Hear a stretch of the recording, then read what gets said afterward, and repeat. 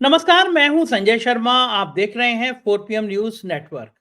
दिल्ली में हूं, बहुत देर राजीव जी का प्रोग्राम करना था मुझे, बहुत देर तो मैं इंटरनेट से जूझता रहा।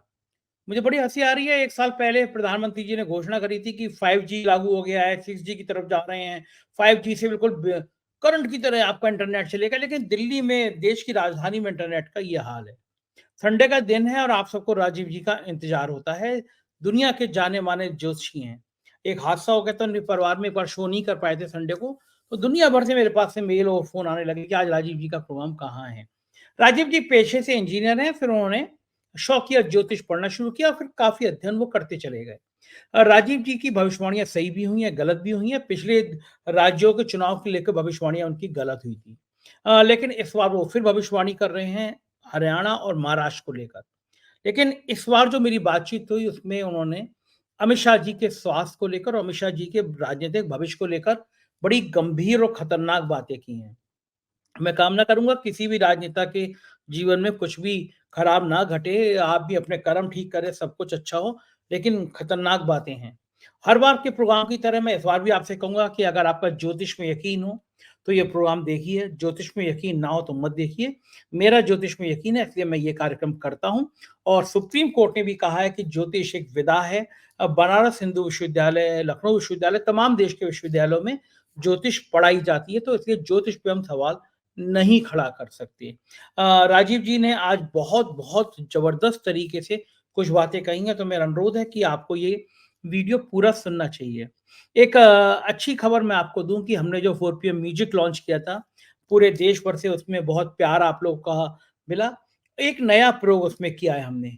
फणीश्वर नाथ रेणु जी की एक कहानी थी, उस कहानी पे एक शॉर्ट फ़िल्म बनाई है। पंकज त्रिपाठी जी का मैं आभार व्यक्त करूँगा कि उनके मित्र एक एक्टर हैं, बहुत बड़े पंकज त्रिपाठी जी ने उनके संग नाटक किया है, तो वो एक मुख्य किरदार के रूप में हैं। छोटी-सी 6-7 मिनट की ये शॉर्ट फ़िल्म है, गाने इनके साथ हैं। बहुत बड़े संकेत आज के देश की जाति व्यवस्था पर ये देती है, बहुत जल्दी हम रिलीज़ करने वाले हैं। ये थंबनेल आप उसका देख रहे हैं। तो 4 PM म्यूज़िक हमारा चैनल है, आप यूट्यूब पे जाएँगे, 4 PM म्यूज़िक खोलेंगे, सब्सक्राइब करिएगा क्योंकि संगीत भी जीवन में एक नई प्रेरणा देता है। हम बड़ी कोशिश कर रहे हैं कि इसपे आपको बहुत संगीत से जुड़ी बहुत सारी अच्छी चीज़ें मिलती रहें। चलते हैं राजीव जी के पास इस अनुरोध के साथ, चैनल को अगर आपने सब्सक्राइब ना किया है, सब्सक्राइब करिएगा, जॉइन कीजिएगा। राजीव जी के पास चलते हैं, सुनते हैं कि क्या खतरनाक बातें आज वो करने जा रहे हैं। 4 PM न्यूज़ नेटवर्क में स्वागत है राजीव जी आपका।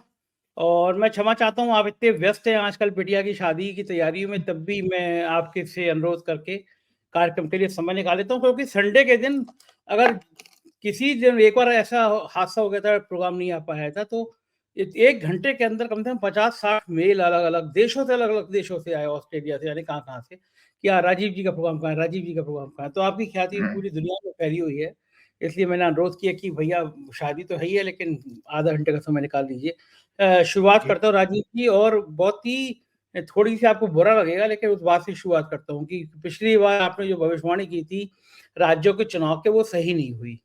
तो दर्शकों ने खूब गरियाया भी, आपको भी मुझे भी, कि भैया देखो भविष्यवाणी गलत कैसे हो गई। खैर फिर पिछले शो में आपने पूरे कारण दिए थे कि क्या-क्या लॉजिक है, क्या-क्या तर्क हैं।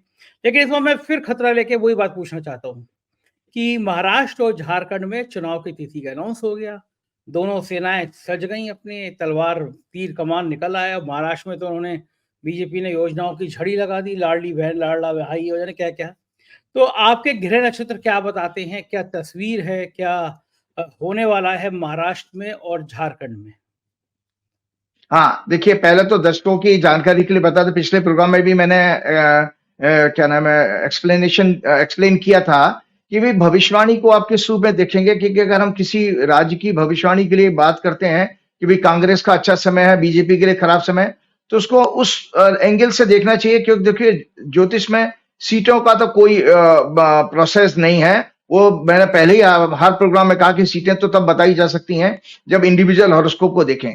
तो मैं आज दर्शकों के लिए ये जानकारी के लिए दर्शकों से ही पूछता हूं कि आप ये बताइए कि अगर आप एक न्यू व्हीकल शोरूम से निकाल के लाइए संजय जी, और उस व्हीकल की कोई गारंटी है कि वो ठुकेगी नहीं या उसका एक्सीडेंट नहीं होगा, तो उसका एक्सीडेंट और जो है उसका डैमेज होना किसके हाथ में, किसके कारण हो रहा है? गाड़ी तो नहीं है, उसमें जो बैठा हुआ ड्राइवर है, तो ड्राइवर का रोल बहुत बड़ा रोल होता है।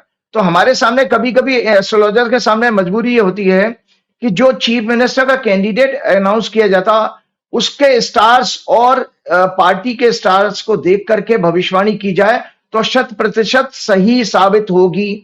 हरियाणा के केस में हमारे पास में ऐसा कोई साधन नहीं था। हम तो केवल कांग्रेस और बीजेपी की कुंडली से बात कर रहे थे, क्योंकि मान लीजिए कि अगर फॉर एग्जांपल मैं कह रहा हूं कि भूपेंद्र सिंह हुड्डा की हॉरोस्कोप में अगर राजयोग नहीं है, मुख्यमंत्री नहीं बनना, तो कोई ना कोई कारण ऐसा बनेगा कि उनसे गलत निर्णय हो जाएंगे, गलत कैंडिडेट के सिलेक्शन हो जाएंगे, गलत टिकट बढ़ जाएंगे, कुछ भी गलत उनका प्रचार हो सकता है, उनकी खुद की हेल्थ खराब हो सकती है, सेहत का भी तो आ सकता है। भाई 1 महीना भर आप प्रचार करते हो तो सेहत की वजह से भी तो कोई ना कोई हडल आएगी कि वो ऊपर वाला आपको वहां तक पहुंचने नहीं देगा।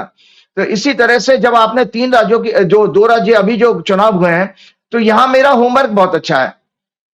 यहां होमवर्क मेरा इसलिए अच्छा है कि मैं आपको अपना पुरानी ट्वीट जरूर भेजूंगा कि मैं ही एकमात्र ऐसा एस्ट्रोलॉजर हूं जो पिछले आपके चुनाव में 2019 में जब हुए थे, महाराष्ट्र के और क्या नाम है झारखंड के, दोनों में भविष्यवाणी मेरी ठीक थी। मतलब उस समय कोई आकलन नहीं कर रहा था। मैंने ट्वीट आप शेयर कीजिएगा दर्शकों के साथ, मैंने कहा था कि उद्धव ठाकरे का राजयोग है, उद्धव ठाकरे मुख्यमंत्री बन सकते हैं। और मजेदार बात ये हुई थी कि वो उसमें बीजेपी ने षड्यंत्र करके उसको बैठा दिया था। हम लोग वहां पर रिजल्ट आए थे और उसको देवेंद्र फडणवीस को बैठा दिया था, जिसको इस्तीफा देना पड़ा बीच में ही। राज्यपाल ने बैठाया था ना, खंडूरी जी ने। इसी तरह से खंडूरी थे, कौन थे जो मुझे नहीं पता, मैं भूल रहा हूं। अच्छा, इसी तरह से कोश्यारी जी। अच्छा, इसी तरह से आपके जो है झारखंड में भी मैंने हेमंत सोरेन की हॉरोस्कोप देखी थी, तो हेमंत सोरेन की हॉरोस्कोप में भी राजयोग आ रहा था। तब मैंने जाकर के ये कहा कि भाई हेमंत सोरेन बनेगा। और बल्कि मजेदार बात आपको बता दो, वो ट्वीट भी शेयर कीजिएगा कि हेमंत सोरेन की एकमात्र सरकार ऐसी थी जिसने मोदी शाह के सारे टॉर्चर को झेला और उसके बावजूद भी उसकी सरकार नहीं गिरा पाए ये लोग। और उस गवर्नमेंट का ओथ का टाइम मैंने निकाल के दिया था। मेरे एक बड़े पत्रकार मित्र हैं, उनके जानने वाले कोई उनके मीडिया एडवाइजर होते थे हेमंत सोरेन के। तो हेमंत सोरेन ने उस टाइम जो मैंने उनको जब टाइम भेजा उन मीडिया एडवाइजर को हेमंत सोरेन के, तो मैं क्या संजय जी देख रहा हूं इंटरेस्टिंगली कि राहुल गांधी से लेकर सब लोग मंच पर पहुंच गए और लगभग 1:45 बजे का टाइम था। मेरी कुछ भविष्यवाणी, मेरा कुछ मुहूर्त का कैलकुलेशन था 2:20 या 22 मिनट। 1:50-55 हो रहे हैं, लेकिन कोई ओथ नहीं ली जा रही है और मंच पर सारे गेस्ट मौजूद हैं। तो मैं बड़ा हैरान, मैं टीवी देख रहा, टीवी ऑन करके बैठा हुआ था, मैंने देखते हैं और एग्जैक्टली हेमंत सोरेन ने मेरे दिए हुए टाइम के बाद, वो ट्वीट भी शेयर किया है मैंने लोगों के साथ, आप दिखाइएगा। हेमंत सोरेन ने उसी टाइम पर ओथ ली, जिसका नतीजा था कि उसने 5 बरस अपनी पूरी सरकार पूरी की। और अब आगे मैं आपको बताता हूं कि ये जो इलेक्शन अभी अनाउंस हुए हैं, इसमें क्या नाम है, महाराष्ट्र में और झारखंड में। हाँ जी, ये महाराष्ट्र में और इलेक्शन जो अनाउंस हुए, ये मैंने हॉरोस्कोप बनाई है, ठीक है जी। और इसमें 15 अक्टूबर को मंगलवार के दिन 3:53 पे चुनाव आयुक्त ने, मुख्य चुनाव आयुक्त ने यह घोषणा की थी। उसी समय आचार संहिता लग जाती है। तो हमारा एक फंडामेंटल सिद्धांत है, हम बार बार दर्शकों को यही कहते हैं कि जब चंद्रमा पीड़ित होगा तो चंद्रमा हमारा पब्लिक का सिग्निफिकेटर है, सूर्य को राजा का सिग्निफिकेटर माना गया है। पब्लिक का परसेप्शन है, पब्लिक की इमोशंस है, पब्लिक की फीलिंग है संवेदना, तो वो पब्लिक राजा के विरुद्ध मतदान देगी। तो इस कुंडली में भी शनि से पीड़ित हो रहा है चंद्रमा। तो इन 2 राज्यों में जो सत्ता में बैठे लोग हैं उनके लिए थोड़ा खतरे का समय है। अच्छा, इसके बाद इसमें एक कंडीशन फिर भी मैं लगा रहा हूं, ये बात तो झारखंड के हेमंत सोरेन के लिए भी लागू हो जाती है, लेकिन अगर हेमंत सोरेन की हॉरोस्कोप आप मजबूत है तो उनको उसका फायदा जरूर मिलेगा। एक और मैंने इसमें ग्रह दिखा देता हूं जो मैंने पिछली बार नहीं किया, आज मैं साहस करके कह रहा हूं कि इसमें सूर्य, जब चुनाव आयुक्त ने इलेक्शन अनाउंस किया था उस समय सूर्य भी पीड़ित था। तो सूर्य का पीड़ित होना, और सूर्य पीड़ित था राहु केतु के बीच में, मंगल से पीड़ित था। तो इसलिए मैं आपको बता देता हूं, मैंने लिखा है पब्लिक परसेप्शन का सिग्निफिकेटर चंद्रमा पीड़ित है, और नीचे एक राइटअप लिखा हुआ है, वो जरूर दिखाइएगा कुंडली जब पहुंचेगी। तो मैंने इसमें लिखा है labour class, poor, under privilege, tribals will vote against ruling government, afflicted sun. सूर्य जो पीड़ित है उसका आज मैं ऑन रिकॉर्ड इस बात को नए सिरे से, जो आज तक कभी मैंने नहीं की थी, अब मैं कहने जा रहा हूं। सूर्य पीड़ित है विच रिप्रेजेंट्स गवर्नमेंट मशीनरी, जिसको कि हिंदी में हम तंत्र कहते हैं, is afflicted, hence ruling governments intentions are malafide, they may do manipulation in the elections. मैं आज ऑन रिकॉर्ड आपके सामने कह रहा हूं, चूंकि जब चुनाव आयुक्त ने इलेक्शन अनाउंस किया था, उस दिन सूर्य राहु केतु के बीच में कन्या राशि में पीड़ित था। इसका अर्थ है कि इन दो चुनावों में जम के पूरी अपनी शक्ति लगा करके चुनावी तंत्र में जो क्या नाम है सरकारी तंत्र है, चुनाव में मैनिपुलेशन करेगा। किसकी डायरेक्शन पे? ऊपर वालों की डायरेक्शन पे, जो केंद्र की सरकार है। और आपको बताते तो उसका प्रत्यक्ष उदाहरण बताता हूं। हमारे अभी प्रेस कॉन्फ्रेंस आपके इलेक्शन कमिश्नर महोदय की सुन रहा था मैं, वो बहुत बड़ी बड़ी बातें कर रहे थे और उन्होंने तो एक झटके में सारे आपके पॉलिटिकल एनालिस्ट पंडितों को, एग्जिट पोल को और इन सबको जो है बिल्कुल जो है नकार दिया और उनको लो स्टैंडर्ड का बता दिया और उनको ये तक कह दिया कि इनके पास कोई मेथोडोलॉजी नहीं है, मतलब ये वही तुक्का मार रहे हैं। अब आप बताइए कि इन इलेक्शन महोदयों को, चूंकि मैं आपके प्रोग्राम में बता चुका हूं, पर्सनली मैं जानता हूं, व्हाट्सएप से कनेक्टेड हूं, मैंने लोकसभा के चुनाव से पहले इनको 4-5 दिन पहले एक मैसेज किया था कि राजीव जी आप एग्जिट पोल को रोकिए, ये धोखाधड़ी है, इसकी वजह से स्टॉक मार्केट में मैनिपुलेशन होता है। और तब तो उन्होंने रोका नहीं, तब तो उनको उस समय एग्जिट पोल अच्छे लग रहे थे क्योंकि सरकार को फायदा पहुंचा रहे थे। आज उनको एग्जिट पोल इसलिए खराब लग रहे हैं, ओपिनियन पोल या पॉलिटिकल पंडित ये खराब लग रहे हैं क्योंकि वो जो सरकार की मंशा के विपरीत उनका कोई एनालिसिस थी। तो और इसका उदाहरण सरकारी तंत्र का एक चीज और बता देता हूं, मैंने अखबार में ही पढ़ा था, दर्शकों के साथ शेयर करता हूं।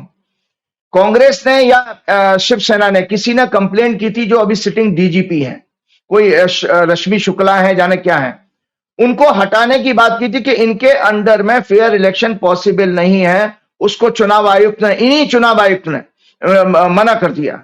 आपको दर्शकों जानकारी के लिए बताता हूं, कई 2-3 बरस पहले जब ये चुनाव आयुक्त बने थे तो मैंने इनसे कहा था, गुजरात के चुनाव के बाद मेरी पर्सनल बातचीत हुई है और मैंने टीएन सेशन का उदाहरण देते हुए इनसे ये कहा था। आज इसलिए बात कर रहा हूं क्योंकि अब मैंने बताया कि मैं आज से पहले से भविष्यवाणी कर रहा हूं कि चुनावी तंत्र सरकार के साथ मिलकर के विपक्ष के खिलाफ साजिश करेगा। आप सब लोगों को, जनता को और विपक्षी नेताओं को सबको चौकन्ना रहना है।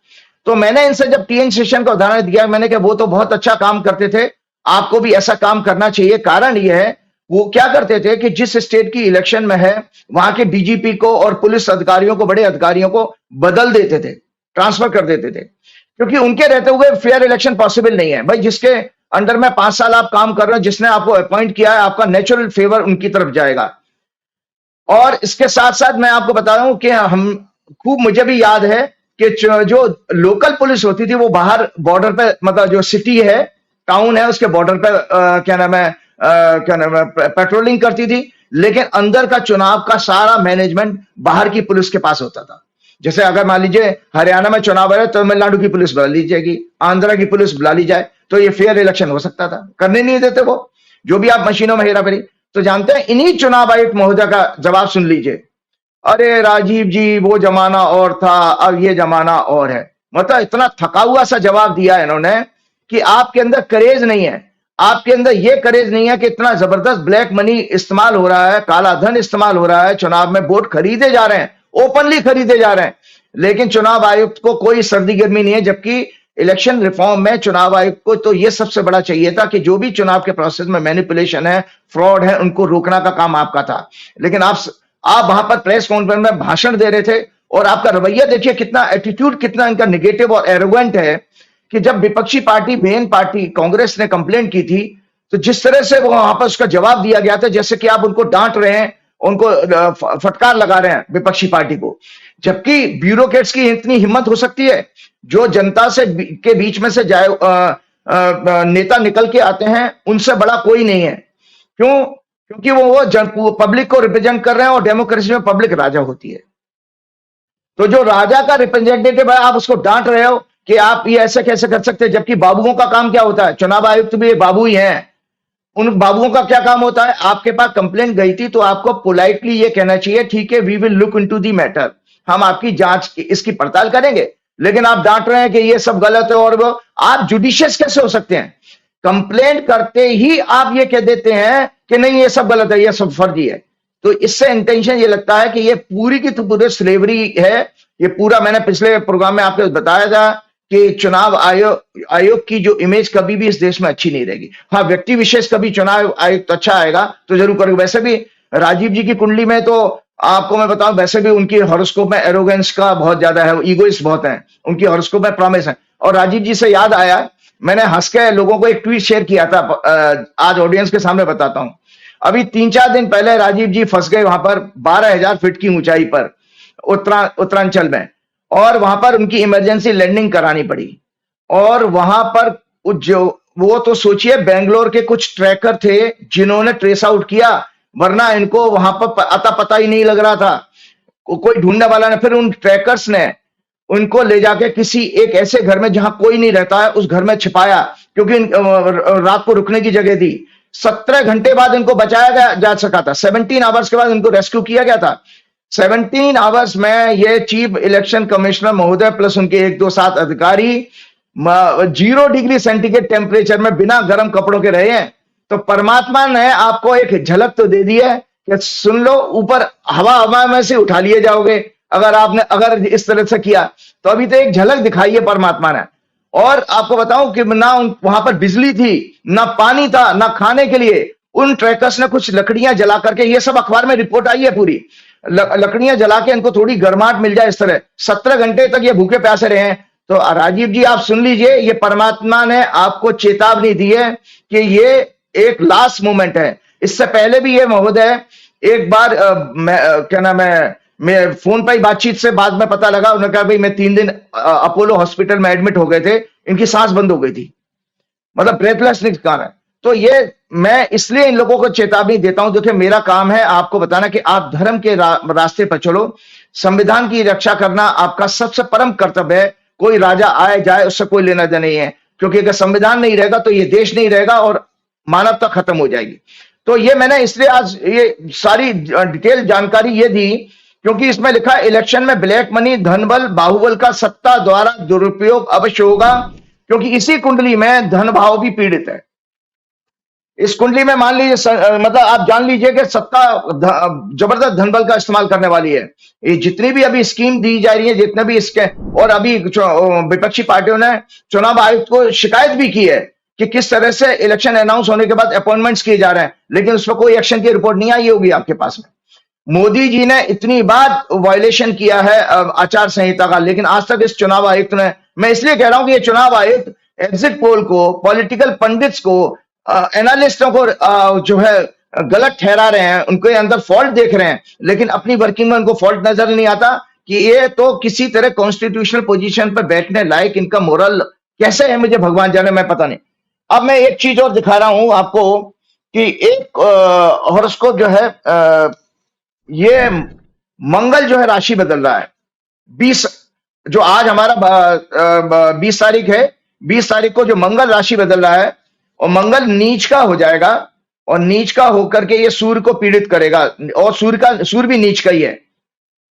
इसमें मकर लगन के टाइम, ये 20 अक्टूबर को 20 अक्टूबर को इतवार के दिन 2:22 पर ये मंगल राशि बदला, मकर लगन बनेगा। जिस समय ये मंगल जो है क्या नाम है राशि बदलेगा, ये शनि को, लग्नेश को, मकर लगन को पीड़ित कर रहा है, शनि को पीड़ित कर रहा है, और साथ में सूर्य को भी पीड़ित कर रहा है। और ये भारत की कुंडली में चंद्रमा की, ये चंद्र कुंडली भारत की कुंडली है। इंडिया की चार्ट में मैं अभी दिखाऊंगा, इसके भी अलग मायने हैं संजय जी, इस टॉपिक के ऊपर मैं अभी आता हूं। इस मंगल के कारण देश की छवि के लिए बहुत बड़ा आने वाले टाइम में खतरा है। अब एक चीज मैं चलते चलते दिखाना चाह रहा हूं कि जो हरियाणा में जो ओथ हुई है, एक हॉरोस्कोप और मैंने अपनी तरफ से ले ली है, ये हरियाणा की ओथ हुई है। दर्शक बड़े इच्छुक होंगे, हरियाणा में जो ओथ हुई है 17 अक्टूबर 2024 को 1:23 पर मकर लगन में, ये एक मूवेबल साइन है। ओथ लेने का, शपथ का, राजाभिषेक का एक फंडामेंटल सिद्धांत है कि लग्न जो है स्थिर लेना चाहिए, जो फिक्स साइन होते हैं। फिक्स साइन दर्शकों की जानकारी के पुनः बता देता हूं, 2, 5, 8, 11, 2 वृषभ राशि है, 5 सिंह राशि है, 11 कुंभ राशि है, और 8 वृश्चिक राशि है। ये लगन सिलेक्ट किए जाते हैं जिसमें कि आपको ओथ लेनी चाहिए, मतलब आप सत्ता पर टिकेंगे। अच्छा, इसमें क्या है, चर लगन ले लिया, मूवेबल, जिसमें बदलाव आने का संकेत है। तो दर्शकों मैं बताता हूं, जिन चीफ मिनिस्टर महोदय ने ये सरकार की शपथ ली है 17 अक्टूबर को, बड़े तामझाम और पंप एंड शो के साथ में 50,000 मोदी जी से लेकर सारे लोग, मंत्री लोग पहुंचे थे, 50,000 की भीड़ इकट्ठी की। ये अपना कार्यकाल पूरा नहीं कर पाएंगे, ये कार्यकाल पूरा नहीं कर पाएंगे, क्योंकि इसमें ज्योतिष का सिद्धांत लागू हो रहा है। अष्टमें सूर्य नीच के हैं, जो इनके 10वें कर्म स्थान में बैठे सत्ता के में, और मंगल से पीड़ित हो रहे हैं। तो अष्टमें सूर्य का 10वें घर में जाना और 6वें घर के लॉर्ड बुध का वहां पर पहुंचना, 6वां घर होता है झगड़े फसाद का, डिस्प्यूट का, लीगल लिटिगेशन का भी। अगर किसी लिटिगेशन के कारण इनको इस्तीफा देना पड़े या इनको बैड गवर्नेंस के लिए कोई इस्तीफा देना पड़ा, ये हटाए जाएंगे, ये अपना पूरा कार्यकाल नहीं कर पाएंगे। जो मिस्टर सैनी है, 17 अक्टूबर 2024 की जो कुंडली है, इसके साथ साथ एक कुंडली और मैंने अपनी तरफ से चर्चा की है। यह है ओथ चार्ट है इनका, JNK की गवर्नमेंट का, जम्मू कश्मीर की जो गवर्नमेंट बनी है उमर अब्दुल्ला की। ये धनु लगन की कुंडली है, और इसमें मंगल जो है इनके 5वें घर का लॉर्ड है, 7वें हाउस में आया, 10वें घर में सूर्य केतु है, 4थे घर में चंद्रमा और राहु है, शनि इनके 3रे घर में है, और 10वें घर का लॉर्ड बुध जो है इनके 11वें भाव में है, और शुक्र जो इनके 8वें घर में है। ये गवर्नमेंट बहुत एग्रेसिवली पब्लिक के लिए, पब्लिक के डिस्ट्रेस को हैंडल करते हुए बहुत बड़ा काम करेगी, और बहुत एग्रेसिव होगी, और बहुत करेजियस गवर्नमेंट होगी। परंतु इस गवर्नमेंट को, चूंकि मैं आपको बता देता हूं, सिद्धांत वही लागू होते हैं। इनकी 410 एक्सेस अच्छी नहीं है, 410 एक्सेस अच्छी नहीं है। इसका मतलब है इस सरकार को, उमर अब्दुल्ला को भी सरकार चलाने में नाना प्रकार के कष्ट आएंगे, और नाना प्रकार के किस तरह के कष्ट आएंगे, वर्किंग में कष्ट आएंगे। वहां पर हरियाणा गवर्नमेंट की मैंने कहा कि चीफ मिनिस्टर बदला जाएगा, यहां पर वर्किंग का कष्ट आ रहा है, क्योंकि 410 एक्सेस एफ्लिक्टेड है मंगल से, और राहु केतु से, सूर्य भी वहां पर है। तो सूर्य पीड़ित होने का जो मैंने सिद्धांत बता दिया, तंत्र मतलब जो ऊपर की सेंटर की लीडरशिप है, इसको नाको चने चबा देगी इस गवर्नमेंट को चलाने में। जैसे ही आप दिल्ली में अरविंद केजरीवाल की गवर्नमेंट को देखते हैं कि केंद्र सरकार कितना इंटरफियर करती है LG के थ्रू, तो यहां पर LG का कंडक्ट बहुत अच्छा नहीं होगा इस सरकार के खिलाफ। एरोगेंट, ईगोइस्ट लेफ्टिनेंट गवर्नर में create many problems for them with mala fide agenda against the elected government with the direction of central government. तो इनकी हॉरोस्कोप में ये कमी आई थी। अब मैं आपको ये बताना चाह रहा हूं कि इस तरह से ये जो हॉरोस्कोप थी मैंने बताई, ये 2 ओथ मैंने कवर की हैं। एक हॉरोस्कोप, अब 2 हॉरोस्कोप और लेके आता हूं, जो मैंने आपको बताया कि सत्ता परिवर्तन हो रहा है 2 राज्यों में। आप मेरे पास में एक हेमंत सोरेन की हॉरोस्कोप है झारखंड की, इसकी भविष्यवाणी मैं कर चुका हूं ना पहले, इसीलिए हेमंत सोरेन जी का जन्म 10 अगस्त 1975 को इतवार के दिन 3:47 पे आफ्टरनून में रामगढ़ जगह है झारखंड में, वहां हुआ था। धनु लगन की कुंडली है, बृहस्पति इनके लग्नेश होकर के 5वें घर में जबरदस्त राजयोग बना रहे हैं। वृषभ राशि में इनके 6वें घर में मंगल केतु है, इसलिए बहुत ही बोल्ड है ये क्या नाम है हेमंत सोरेन। देखिए जेल में जाने के बाद भी वो ब्रेक नहीं हुआ, क्योंकि मंगल और केतु इनको जबरदस्त शत्रु हंता का योग बना रहे हैं। जबरदस्त ट्रेमेंडस एनर्जी है इनको, अटैक मतलब ऑनस्लॉट झेलने की भी और अटैक करने की भी। सूर्य और शनि इनके 8वें घर में है, शुक्र और बुध इनके 9वें घर में है, चंद्रमा इनके 10वें घर में है। At the time of election Hemant will be having दशा ऑफ जुपिटर सैटर्न फ्रॉम 20 अक्टूबर 2024। 20 अक्टूबर से मतलब आज के दिन से ही हेमंत सोरेन की जो दशा है बृहस्पति में शनि की शुरू हो रही है, और शनि इनके 3रे घर में है और बृहस्पति इनके 6वें घर में है। 410 एक्सेस की एक्सेस बन रही है, they are in 610 axis. Saturn in 3rd house will give tremendous energy to fight with excellent strategy. Hemant Soren बहुत अच्छी स्ट्रेटेजी के साथ चुनाव लड़ने जा रहे हैं। So once again rajyog is forming for him.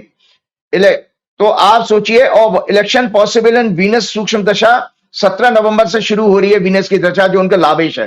तो इसका मतलब यह है कि हेमंत सोरेन की हॉरोस्कोप फिर से वापस सत्ता में आने का योग दिखा रही है।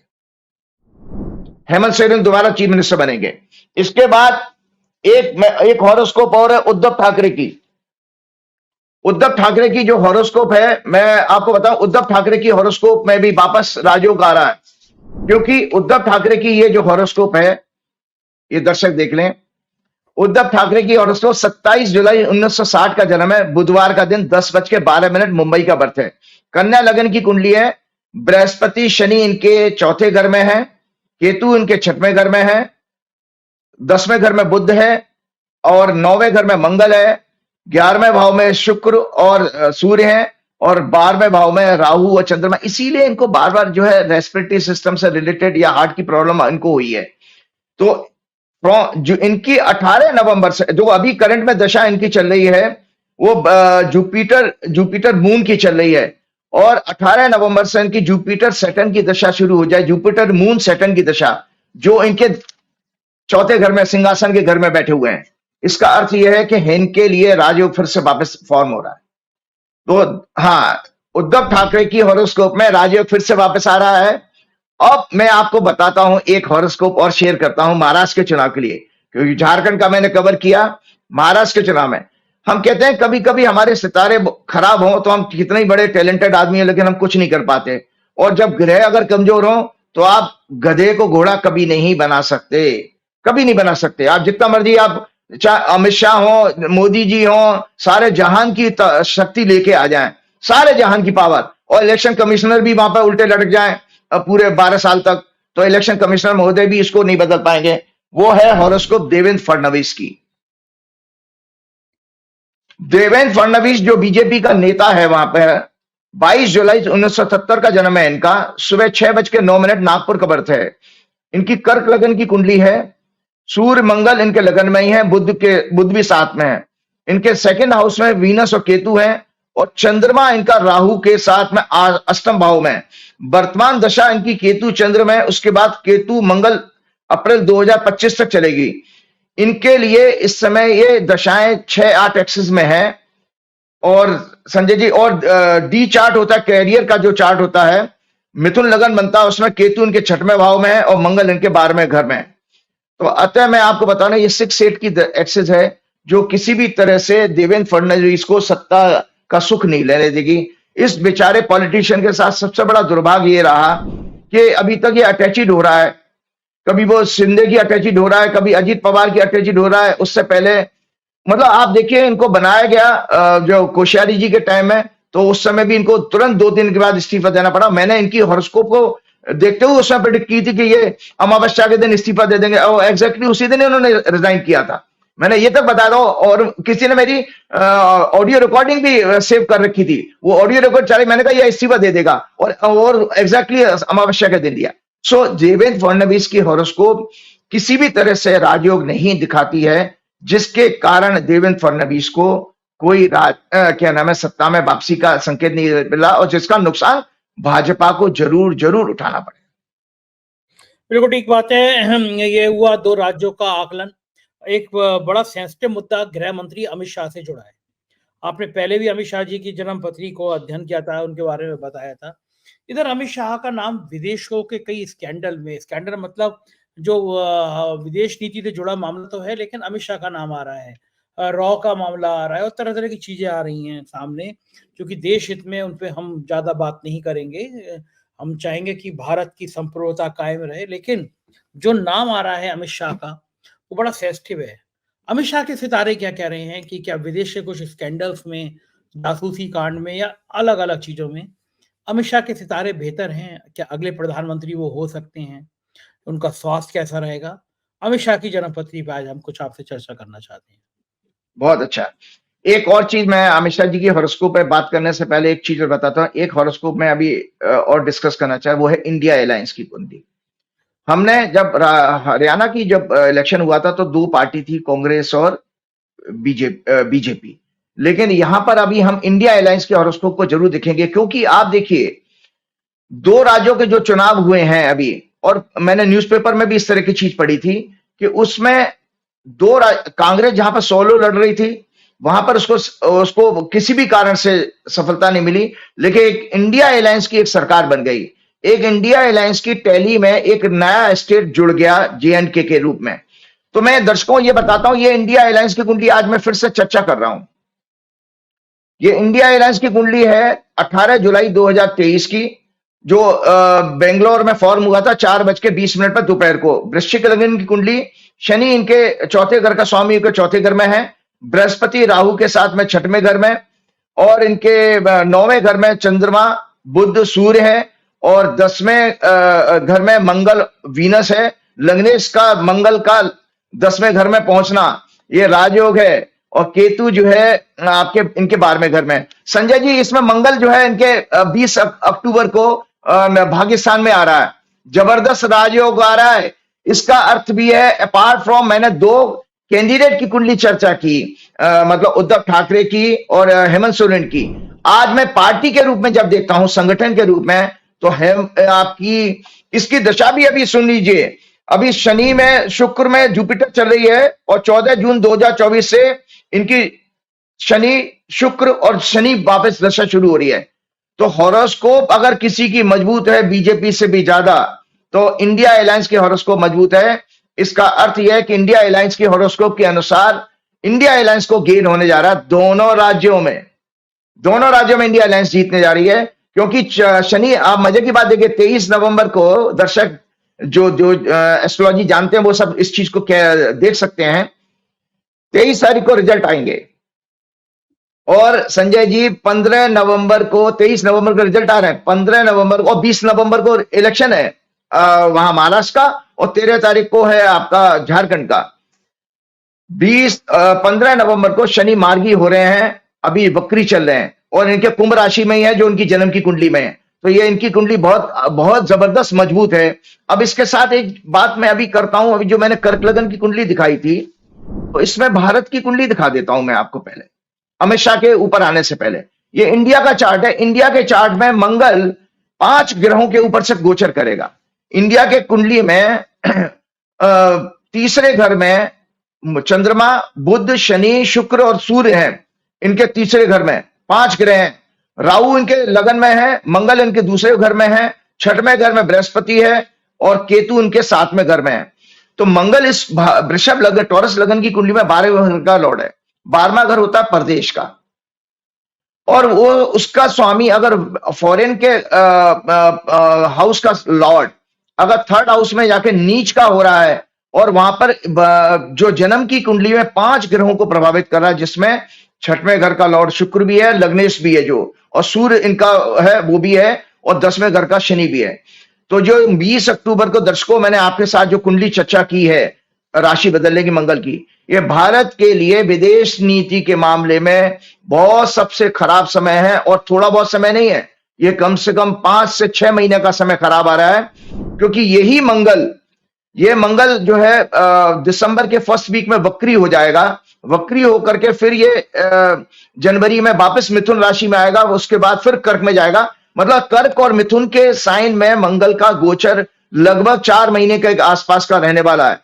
इस दौरान इसमें चूंकि 12वें घर का लॉर्ड है, मंगल जो है बेसिकली जो आपकी इन्वेस्टिगेटिंग एजेंसीज होती है ना, रॉ वगैरह, रॉ है, पुलिस है, आपका जो भी इंटरनेशनल या डिफेंस फोर्सेज हैं, ये इंडिकेट करता है कि हमारे पड़ोसी देशों के साथ संबंध बद से बदतर होने वाले हैं। मैं दर्शकों की जानकारी के लिए बता देता हूं कि हमारी गोदी मीडिया को तो फुर्सत नहीं है। गोदी मीडिया तो उल्टे सीधे चीजें दिखाएगी। गोदी मीडिया तो कभी भी क्या नाम है काम की बातें नहीं करेगी। वो कभी बेरोजगारी पे बात नहीं करेगी, वो कभी इकोनॉमी पे बात नहीं करेगी, कभी ये नहीं बात करेगी कि विदेश नीति हमारी कितनी खराब है। जापान के एक मीडिया अखबार में एक रिपोर्ट आई थी कि भारत की जो मिसगाइडेड फॉरेन पॉलिसी के कारण भारत का साउथ ईस्ट एशिया में कोई भी मित्र नहीं है, कोई फ्रेंड नहीं है, ये जापान ने कहा था। और आपको जानकारी के लिए बता दो कि जिस तरह से कनाडा से लेके 5 आईज जो कंट्री हैं, जिसमें कनाडा, अमेरिका, न्यूजीलैंड, इंग्लैंड और क्या नाम है जो है कनाडा, ये जो है, और ऑस्ट्रेलिया है 5वां देश, इनकी जो इन्वेस्टिगेटिंग एजेंसीज हैं वो भारत के ऊपर पूरी तरह निगाह रखी हुई हैं तो ये जो ग्रह का योग बन रहा है, इसमें भारत की जन्म कुंडली जिनके पास जो ज्योतिष के जानकार है, सब देख लीजिएगा कि चंद्रमा, बुध, शनि, शुक्र और सूर्य के ऊपर से गोचर कर रहा है। तो हम लोग ट्रांजिट में ये देखते हैं कि अगर गोचर का ग्रह कोई पाप ग्रह और नीच का हो जाए, उसमें भी क्रूर ग्रह है, और अगर वो जन्म की कुंडली के ग्रहों के ऊपर से गोचर करता है, इसका मतलब हमारे लिए कष्ट आ रहा है। मतलब आप अगर इंडिविजुअल हॉरोस्कोप में, दर्शकों आपको बता देता हूं, अगर जन्म का कोई पाप ग्रह आपके लग्नेश के ऊपर से, छठवें घर से ऊपर से कहीं से पीड़ित होकर जा रही है, या 10वें घर से, और नौकरी चली जाएगी आपकी, आप बीमार पड़ सकते हो, आपके यहाँ चोरी हो सकती है, आपके ईडी सीबीआई के छापे लग सकते हैं वगैरह, मतलब नाना प्रकार के कष्ट आएंगे। तो इसी तरह से हम देश की कुंडली जब चर्चा करते हैं तो हमें देश के ऊपर आना पड़ेगा। और आपको जानकारी के लिए दर्शकों ये बता देता हूं कि जो नौवां घर क्या होता है मंडेन एस्ट्रोलॉजी में, United Nation, world organization, MEA मतलब ministry of external affair ministry, diplomacy, relation with foreign countries, treaties and agreement, foreign trade, commerce, shipping, tourism, science, scientific institution, scientific society, democracy, democratic institution, judiciary, national and international, sea voyage, long travel, immigration, religious places, scriptures of all faith. In war chart, countries efforts to blockade enemies shore, long distance communication, TV, satellite, airlines, pilots, air hostess and travel agent. तो आपको मैं बता रहा हूं ये नीच का मंगल है। हमारे जो भारत की दो कुंडली होती हैं संजय जी, आज दर्शकों की जानकारी के लिए बता देता हूं। एक जो टॉरस लगन की, जो 15 अगस्त 1947 को दो जोशियों ने समय निकाल के दिया था। एंशियंट टाइम में, प्राचीन काल में, ये मकर लगन की कुंडली मानी जाती थी, 12 महीने के पीरियड में मकर लगन की। तो ये जो कर्क और मकर की जो एक्सिस है, इसमें नीच का मंगल आ रहा है। तो भारत के जितने युद्ध हुए हैं, आपके चाहे चाइना के साथ हुआ या पाकिस्तान के साथ, 3 हमारे वार हुए हैं। तो हमारे दर्शकों आपकी जानकारी के लिए बता दूं, मंडेन एस्ट्रोलॉजी का सब्जेक्ट है, ये मंडेन एस्ट्रोलॉजी की किताब है। इस मंडेन एस्ट्रोलॉजी में पूरा वार के ऊपर चैप्टर है। इसमें राजाओं के असैसिनेशन के ऊपर पूरा चैप्टर है। मतलब जो राजा, किसी देश का राजा की हत्या हो जाती है या किसी कंट्री के ऊपर नाना प्रकार के कष्ट आते हैं, तो अलग अलग चैप्टर है, क्योंकि ये सब्जेक्ट ही मंडेन एस्ट्रोलॉजी का है।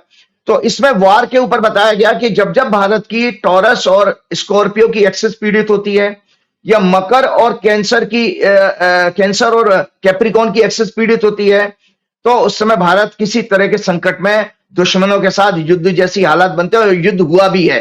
तो इसमें मैं देख रहा हूं, क्योंकि नॉर्थ ईस्ट डायरेक्शन में चाइना के साथ किसी तरह की झड़प का इंडिकेशन है, बॉर्डर पे हिंसा आ रही है, और भारत के ऊपर जो अभी आरोप लग रहे हैं, ये आरोप पूरी तरह से दुनिया में और ज्यादा सीरियस लेवल पर बढ़ेंगे, क्योंकि तीसरा घर जो होता है वो ग्रोथ का होता है। ग्रोथ के हाउस एस्ट्रोलॉजी में 3, 6, 10, 11 माने गए। किसी चीज का एक्सपेंशन संजय जी तब होता है कि जब उसमें आपके पाप ग्रह पहुंच जाए, और या उस ग्रह उस हाउस से संबंध बना रहा।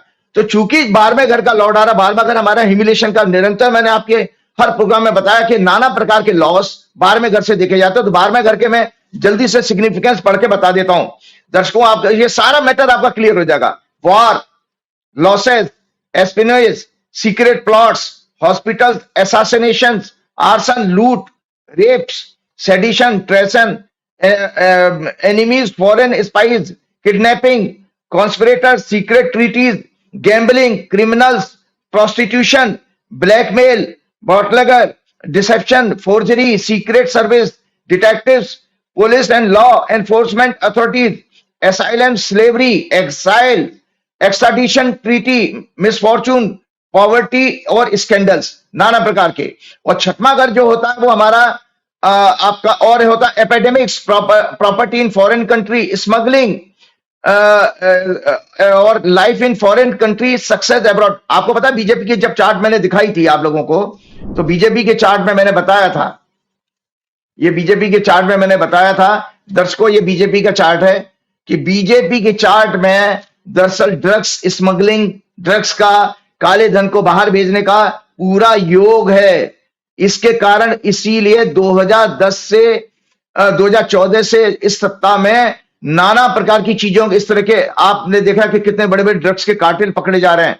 और दर्शकों को जानकारी के लिए बता देता हूं दर्शकों, जब मोदी जी सत्ता में आए थे तो हमारे जो देश के टॉप जो आपके कॉर्पोरेट हाउसेस थे, उन लोगों की total wealth approximately 29 lakh crore होती थी। 29 lakh 29 lakhs crore approximate wealth थी, जो कि अभी रिसेंटली वो 10 बरस में 3 टाइम्स से भी ज्यादा बढ़ गई है, 93 lakhs समथिंग करोड़ होगा। तो पैसा किसके पास जा रहा है? पैसा केवल वो कॉर्पोरेट के पास गया और आम आदमी गरीब होता चला जा रहा है। इसमें कोई हमारी जो है क्या नाम है, मीडिया और वो सब नहीं दिखा रहे हैं। और छठवां अगर होता है, 6 हाउस होता है arm forces, terrorist attacks, war, labour unrest, state loans, debts, medical services, doctors, medical staff, national food supplies, service class, under privilege. तो ये मैं संजय जी इसलिए मैंने आज आपको बात बताई क्योंकि ये जो तीसरे घर का मंगल है, इसकी चौथी दृष्टि छठवें घर पर भी जा रही है। तो छठवां घर, 9वां घर, 10वां घर, और ये शनि को पीड़ित करेगा। ये मंगल जो है 8वीं दृष्टि से शनि को पीड़ित करेगा। शनि की 2 राशियां इसकी गिरफ्त में आ रही है इस मंगल की। सो ये जो 4 महीने हैं ये नरेंद्र मोदी जी की सरकार के लिए बहुत डिफिकल्ट है। अब आ जाता हूं मैं, एक चीज और मैं बता देता हूं। अब आता हूं एक कुंडली की जो आपने जो चर्चा की थी उसको मैं बता देता हूं इस हॉरोस्कोप में। ये है अमित अनिल भाई साहा की। इनका पूरा नाम है अमित अनिल चंद्र शाह। 22 अक्टूबर 1964 की जन्म है।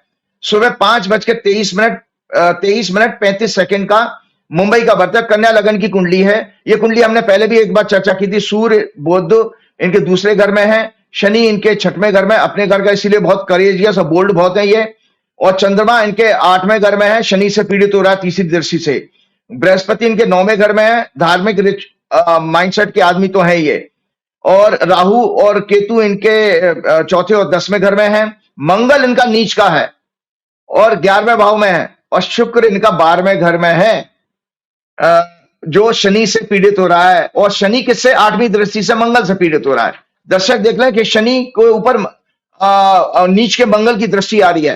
अब इनका जो गोचर में जो 20 अक्टूबर को जो मंगल आ रहा है वो जन्म के मंगल से गोचर करेगा। दर्शकों, जो मैंने अभी सिद्धांत बताया था कि जब भी जन्म के ग्रह के ऊपर से कोई गोचर का ग्रह पास करता है तो कोई भी भयंकर कष्ट आपके लिए आने वाला है।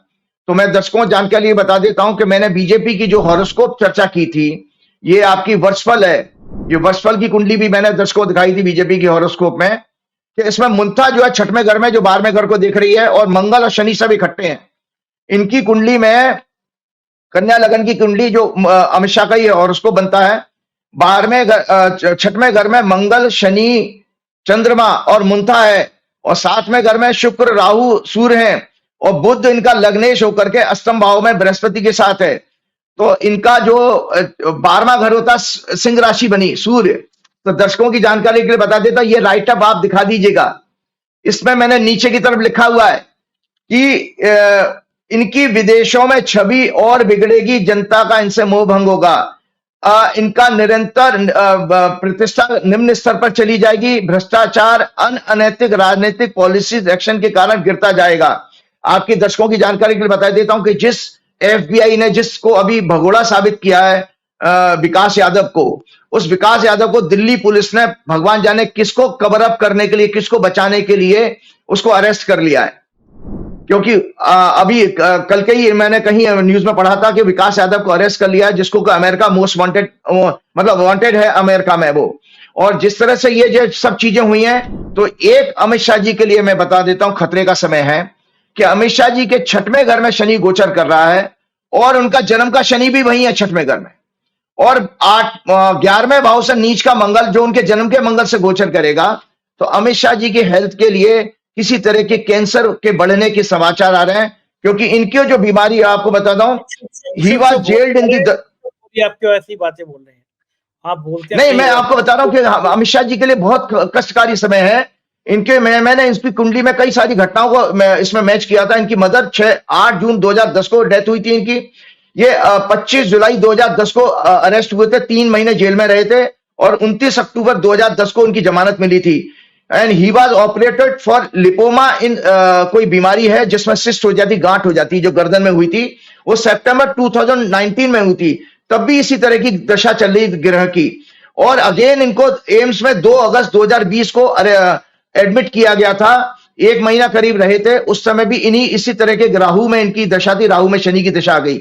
वर्तमान में इनकी दशा गुरु में शनि की चल रही है और शनि इनका भयंकर पीड़ित है नीच के मंगल से, जो गोचर में भी उस जगह से गोचर कर रहा है और अमित शाह जी के लिए बहुत कष्टकारी है। और अमित शाह जी की कुंडली में आपको एक और बताता हूं, वाणी दोष है, इसीलिए ये कभी कभी रफ इतना बदतमीजी से या रफ बोल देते होंगे जो दूसरों को खराब लगता होगा। एरोगेंट बिहेवियर है इनका, क्योंकि इनका मंगल की जो नीच के मंगल की दृष्टि सूर्य और बुध पे जा रही है, जो इनके आपके सेकंड हाउस में। और आपको बता देता हूं, मंगल इनका 64 नवांशा लॉर्ड है और सन इनका 22 दृष्टिकोण लॉर्ड है। अमित शाह जी का जन्म 22 अक्टूबर का है और आज हम 20 अक्टूबर को प्रोग्राम कर रहे हैं।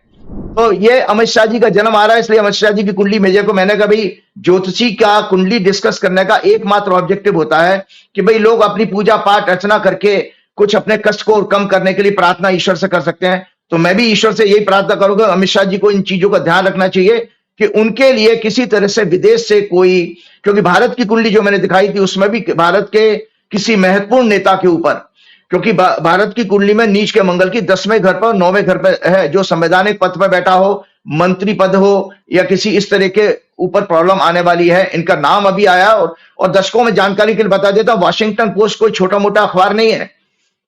वॉशिंगटन पोस्ट आपके यहाँ का गोदी मीडिया नहीं है। वॉशिंगटन पोस्ट वो अखबार है जिसकी एक रिपोर्ट के ऊपर निक्सन को इंपीचमेंट प्रोसेस शुरू हुआ था और उनको अल्टीमेटली रिजाइन करना पड़ा था।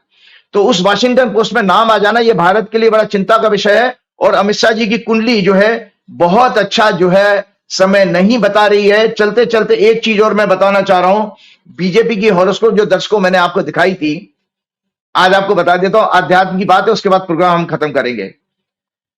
हनुमान जी की भक्ति ने भक्ति में हम जब प्रार्थना कर रहे हैं, श्री गुरु चरण सरोज रज निज मन मुकुर सुधार, वर्ण रघुवर विमल जसु जो दायक फलचार, बुद्धिहीन तनु जान के सुमरो पवन कुमार, बल बुद्धि विद्या देव मोह हरऊ कलेश विकार। कलेश और विकार मैंने कहे थे। आज मैं अब दर्शकों आपके लिए एक नई रिसर्च लेकर के आया हूं कि बीजेपी की कुंडली में विकार भी हैं और कलेश भी हैं।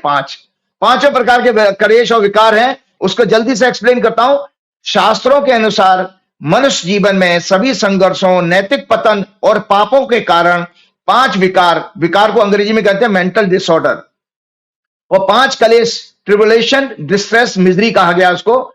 तो 5 विकार क्या है? आपके काम, जिसको लस्ट कहते हैं अंग्रेजी में, क्रोध, एंगर, लोभ, ग्रीड, मोह, अटैचमेंट, ईर्ष्या, जेलसी। और 5 कलेश क्या है? अज्ञानता, इग्नोरेंस, ईगो, अहंकार, अटैचमेंट, राग, द्वेष, हेट्रेड, एवर्शन और फोबिया, फियर। तो एस्ट्रोलॉजिकल रीजन है बीजेपी की कुंडली में, जो क्यों मैं कह रहा हूं बीजेपी की कुंडली में 5 विकार हैं और 5 प्रकार के कलेश भी हैं। इसीलिए यह पार्टी कभी भी देश में हार्मोनी, पीस नहीं ला सकती। वो क्यों है? इनके 4 ग्रह, दर्शकों ज्योतिष का एक रिसर्च है, इनके 4 ग्रह थर्ड हाउस हमारा काम का भाव माना गया और पीड़ित है। वक्री मंगल है वहीं पर, वक्री गुरु है, वक्री शनि है और राहु है।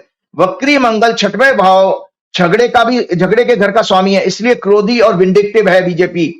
थर्ड हाउस में राहु शनि पीड़ित होकर के टॉक्सिकेशन, ड्रग्स वगैरह का रीजन और लालच का कारण भी बताते हैं। Weak moon in 6th house, emotionally weak, confuse and phobia है इनके।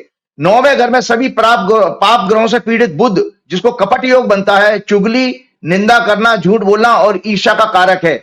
5 कलेश क्या है? वक्री गुरु राहु गुरु चंडाल योग बना रहे हैं, जो अज्ञानता का कारण है। क्योंकि कलेश में मैंने अज्ञानता कहा था, क्योंकि गुरु चंडाल योग है तो अज्ञानता का कारक है इनके में, अज्ञानता भी है इस पार्टी में।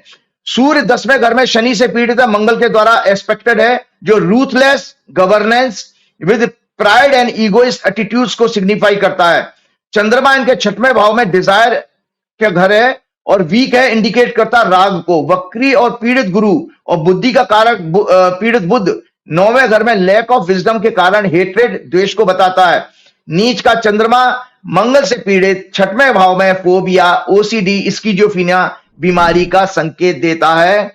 तो ये इनकी कुंडली में नाना प्रकार के पाप और नैतिक पतन के योग हैं। इसके कारण ये पार्टी ऐसा बिहेव करती है और पूरी दुनिया में इस पार्टी की बदनामी हो रही है। जो 2010 में 14 में आए थे, वो आज दर्शक एनालाइज कर सकते हैं कि 24 तक हमने क्या देखा, क्या पाया। इसके साथ ही हम कृपा करूं गुरुदेव की नाई। जय श्री राम, जय राम।